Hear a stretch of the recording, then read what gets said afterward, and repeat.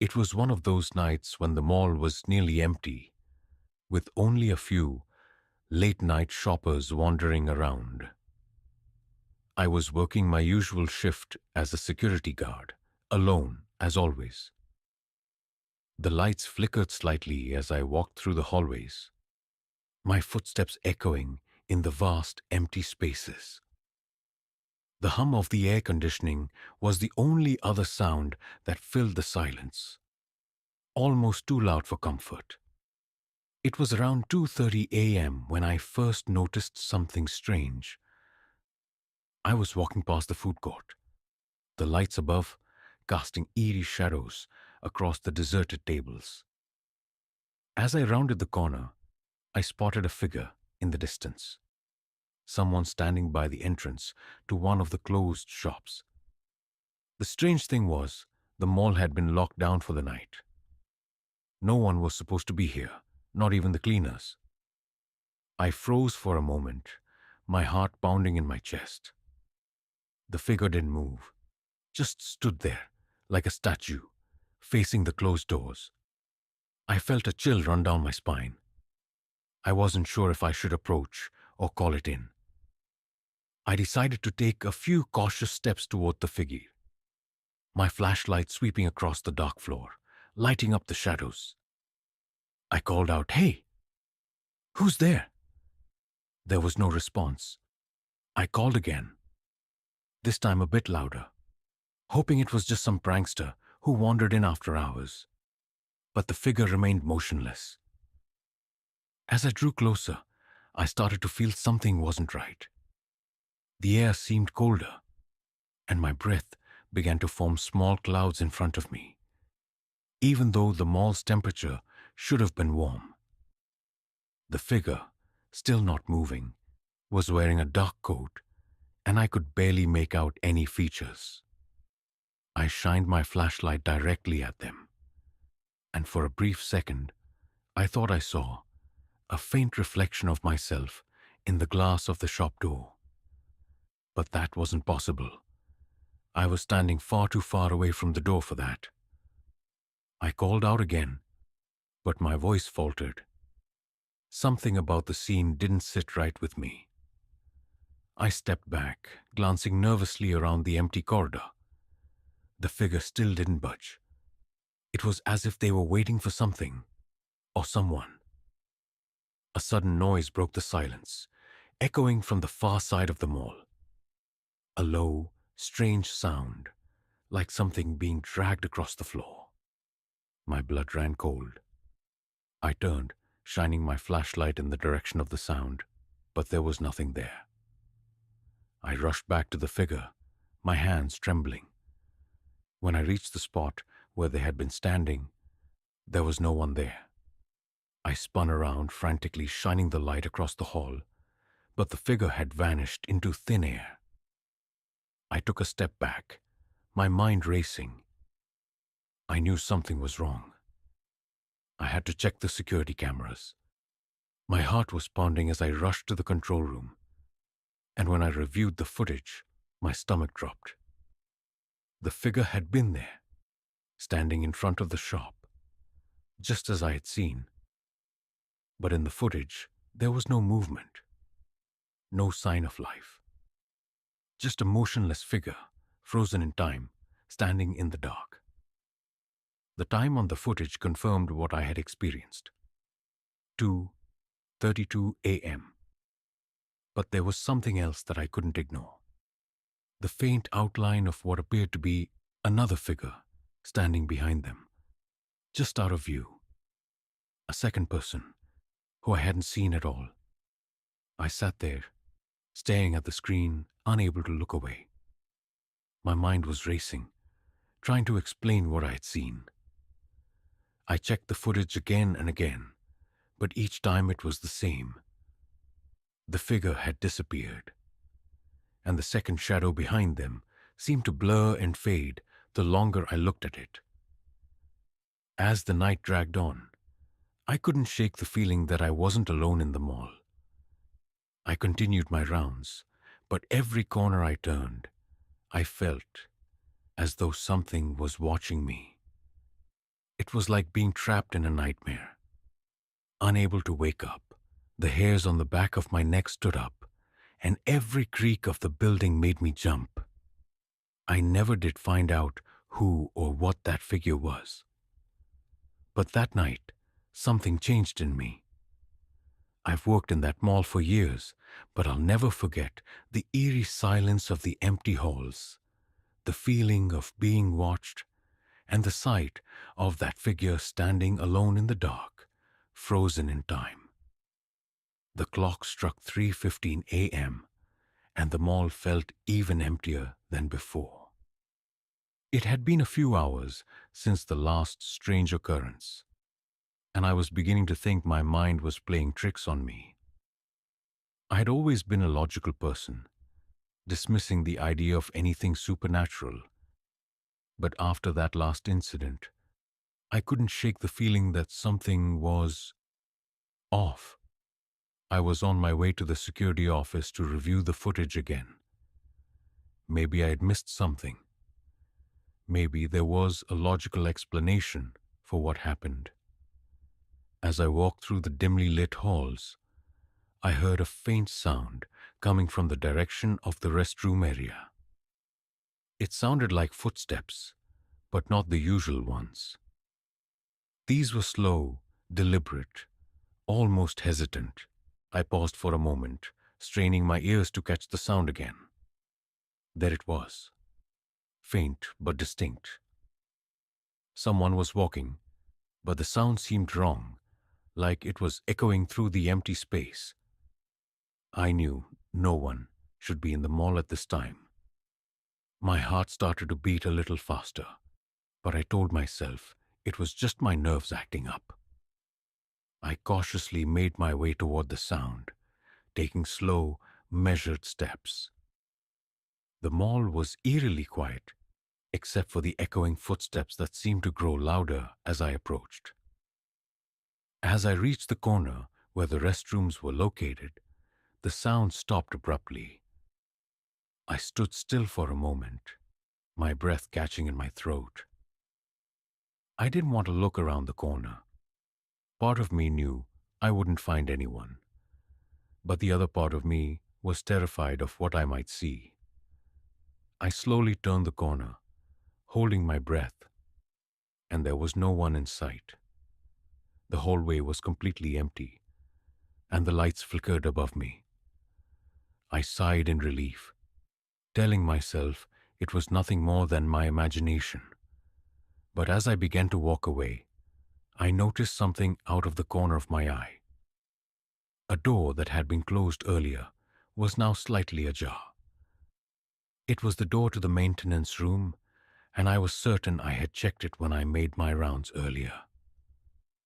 I took a step closer to the door, my instincts telling me something was wrong.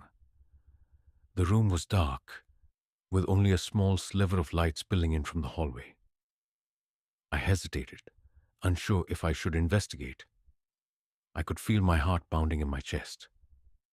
What if someone was in there, hiding? What if it was a prank? I grabbed my flashlight and slowly pushed the door open, the hinges creaking loudly in the silence. The room was empty, or at least it appeared to be. The shelves lined with cleaning supplies were untouched, and the faint smell of bleach lingered in the air. But as I shone my flashlight toward the far corner, my stomach dropped. There, in the back of the room, was a figure. A man. He was sitting on the floor, hunched over, his face hidden in his hands. He wore a tattered coat, and his clothes looked old and worn, like something from another era. I didn't know what to think at first. Was this some homeless person who snuck in to sleep? But then something in the way he sat made me uneasy. He wasn't moving, just sitting there, still, as if frozen in time. "Hey," I called out cautiously, my voice shaking slightly. "Are you all right?" He didn't respond. I stepped forward, my flashlight's beam dancing across the floor as I approached him. When I got close enough, I could see that his hands were covered in something dark, almost like dried blood. I froze. My stomach churned, and my mind raced with possibilities. Without thinking, I reached out and gently tapped him on the shoulder. His head snapped up so quickly that it startled me. His eyes were wide and bloodshot, his expression blank. He didn't say anything. He just stared at me, unblinking, with an intensity that sent a wave of cold through me. I took a step back, instinctively reaching for my radio to call for backup. But as soon as I moved, the man's eyes followed me, his gaze never leaving mine.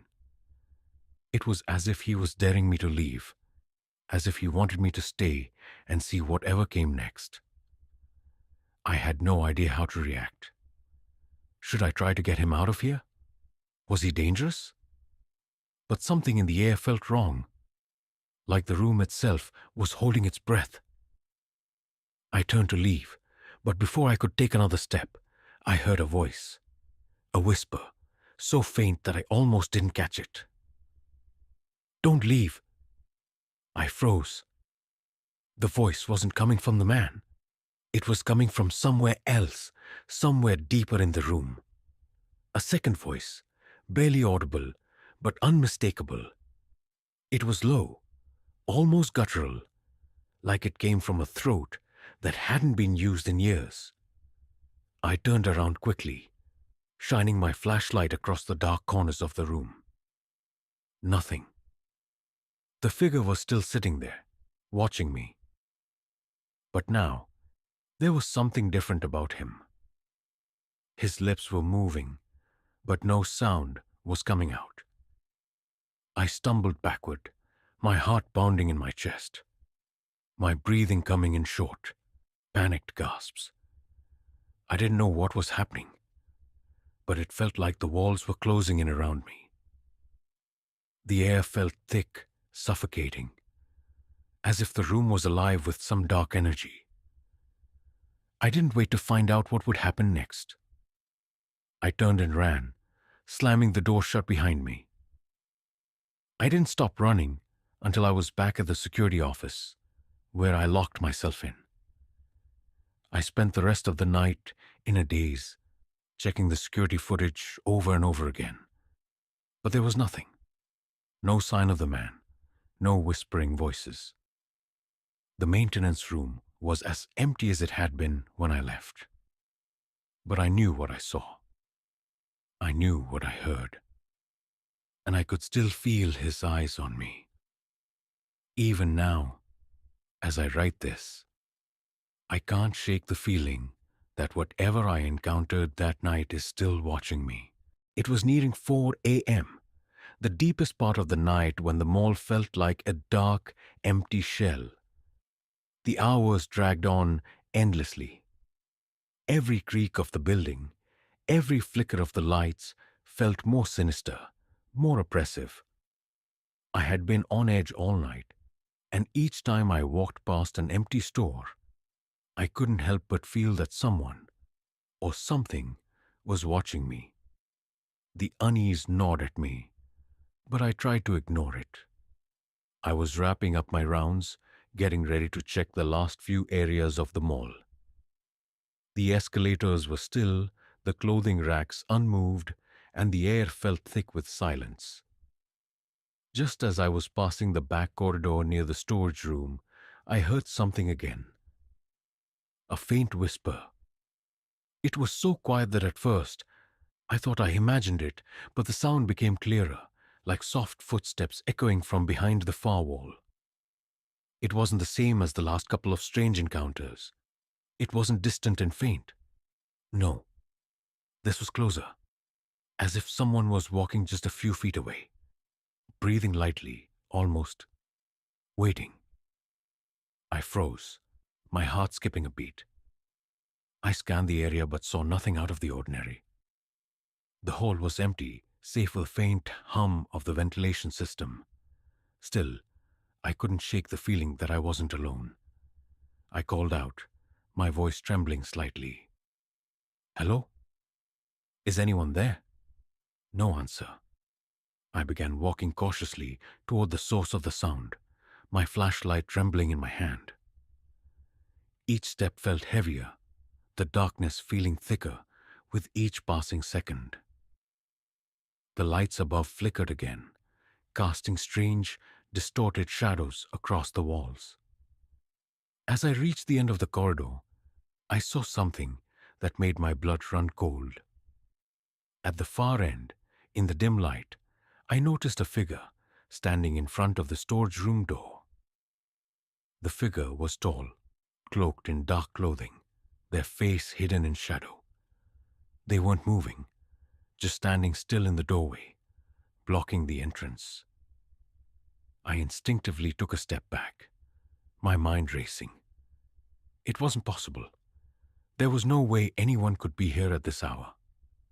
I quickly checked my radio, but it was silent. I couldn't contact anyone. It felt as if I'd been cut off from the outside world. I called out again, this time with more authority. Who's there? The figure didn't respond.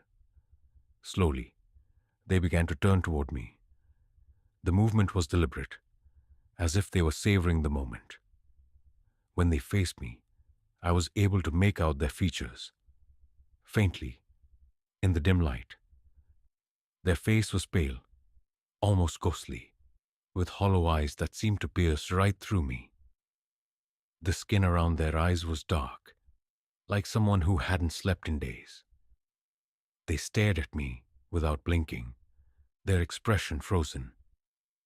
The air around us seemed to grow colder, and I could see my breath fogging in front of me, despite the warmth of the mall. My throat tightened, my legs frozen in place as I stared back at the figure, too afraid to move. Then the figure spoke, their voice a low, raspy whisper that seemed to come from everywhere and nowhere at once. You shouldn't have stayed. I took a step back, my pulse racing. What do you want? The figure's lips curled into a twisted smile. You were never meant to be here. But now, you are. Suddenly, the lights flickered again, this time going out entirely. The mall was plunged into darkness. Panic surged through me. I tried to steady my breath, but my heart was pounding in my ears. My flashlight's beam was the only light left, and I swung it wildly around the room, desperately searching for any sign of movement. Nothing. Just as I was about to turn and run, the air shifted, and I felt a cold hand brush across my shoulder. I whipped around, but there was no one behind me. I looked at the storage room door again, and this time I saw something more. An outline. A dark, shifting shadow moving just inside the room. Something was moving in there. Something unnatural. I rushed forward, my instincts kicking in. I didn't know what was happening or why, but I couldn't just stand there, frozen in fear. I had to do something. The figure, whatever it was still standing motionless in front of the door, watching me, waiting. In a burst of courage, I pushed past the figure and threw open the storage room door. Inside, the air was thick, suffocating, as if it had been sealed for years. But the real horror was what I saw when the door fully opened. The room was filled with old, dust-covered boxes, shelves, and equipment. But standing in the middle of the room was a tall, shadowy form, its outline barely visible in the dim light. It was the same figure that had been standing outside the door, only this time it wasn't alone. Behind it, I saw several other figures, all cloaked in shadow, their faces hidden, their forms twisted and unnatural. They weren't human. They were something else. Something far older, far darker. One of the figures stepped forward, its movements jerky and unnatural. It was like watching a puppet on strings, its limbs moving in erratic, painful motions. It raised a hand, and the room seemed to grow even colder. I could feel my teeth chattering as I stood frozen, unable to tear my gaze away. The voice from earlier echoed through the room again. You should have left when you had the chance. The figures began to move toward me, their movements slow and deliberate. My legs finally gave way, and I stumbled backward, barely able to keep my balance. The door slammed shut behind me, trapping me in the dark corridor with no way out.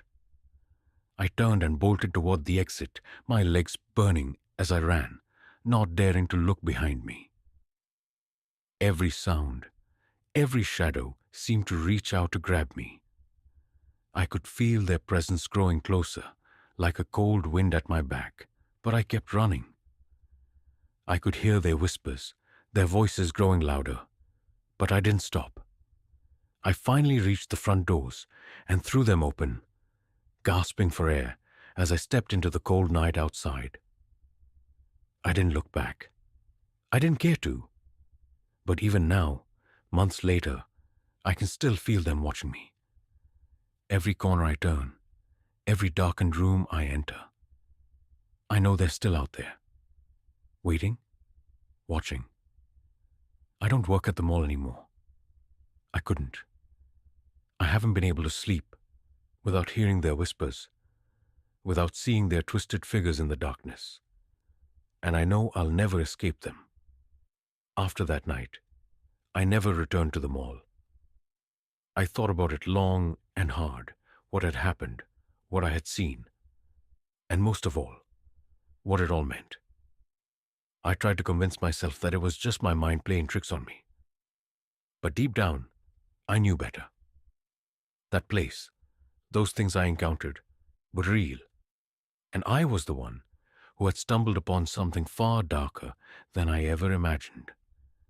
I spent days trying to forget, to move on, but it's impossible when the memories are so vivid, when the fear is so fresh. Every time I closed my eyes, I could hear the whispers again, feel their cold fingers brush against my skin. I thought maybe I'd find peace if I could just walk away, forget it all. But that's not how it works with things like this. A few weeks passed, and I found a new job. It wasn't easy to shake the feeling of being haunted, but I tried. Every morning, I woke up and tried to convince myself that the nightmare was over, that I was safe. Then came the call. It was a late evening, just as I was settling in for bed.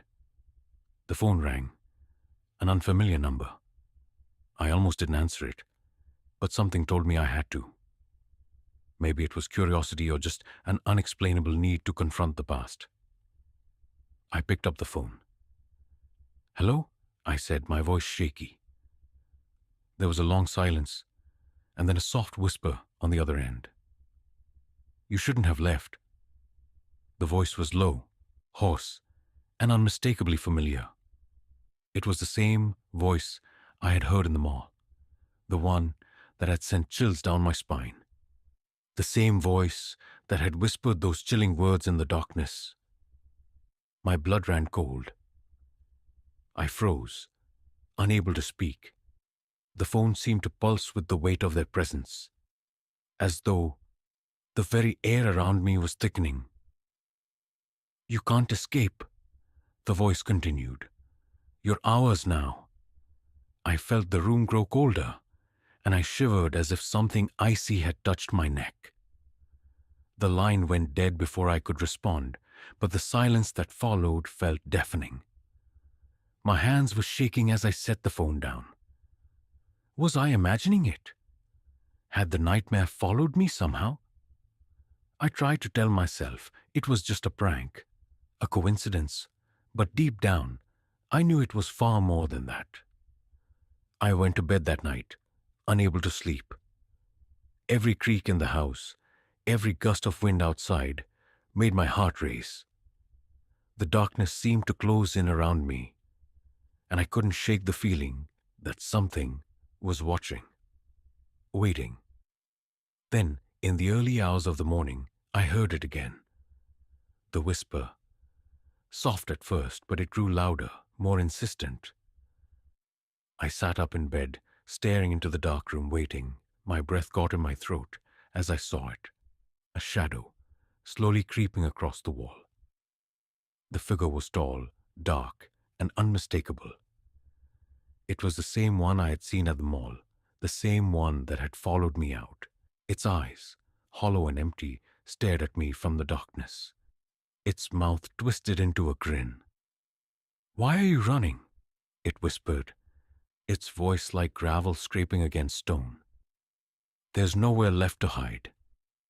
Panic surged through me as I jumped out of bed. I ran toward the door, but as I reached for the handle, the room grew cold, impossibly cold. I could feel the breath of something unseen brushing against my neck. The lights flickered, then went out. I turned, but the figure was gone. I thought maybe I'd imagined it, just like all the other things. Maybe it was just the stress catching up with me, or my mind still playing tricks from that night. But the cold lingered, and I couldn't shake the feeling of being watched. I didn't sleep that night. I couldn't. It felt as if I was being hunted, the unseen presence always lingering just beyond my sight. I knew that I couldn't escape this, that the mall, those figures, whatever they were, had marked me, and they would follow me wherever I went. The next day, I decided to return to the mall. I knew I couldn't keep running. If I ever wanted to truly be free of this, I would have to face it head on. I wasn't sure what I would find, but I couldn't live like this anymore. I had to know the truth. I arrived just as the sun was setting, casting long shadows across the parking lot. The mall was dark, even though it wasn't late enough to be closed. My footsteps echoed in the quiet emptiness of the building as I entered. The air was thick, like something was pressing down on me. I felt the same unease settle in my stomach. I walked through the main entrance, scanning the familiar halls. Everything seemed normal, but I knew better. This wasn't just a mall. It was a place that held something far older, something far more dangerous than anyone could imagine. I went back to the storage room, the place where it all started. The door was still there, slightly ajar, as if waiting for me. I stepped inside, my breath shallow. The room seemed even colder now, as if it had absorbed all the fear from that night. I could feel the presence of something watching, waiting for me to make my move. I took a deep breath and turned on my flashlight.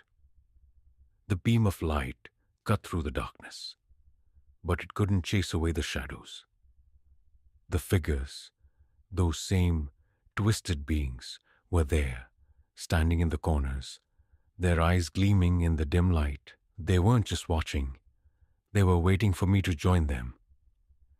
"You should never have returned," one of them whispered, stepping forward. I froze, but I knew what I had to do. I had to face it, all of it. If I was going to survive this nightmare, I had to confront the darkness head on.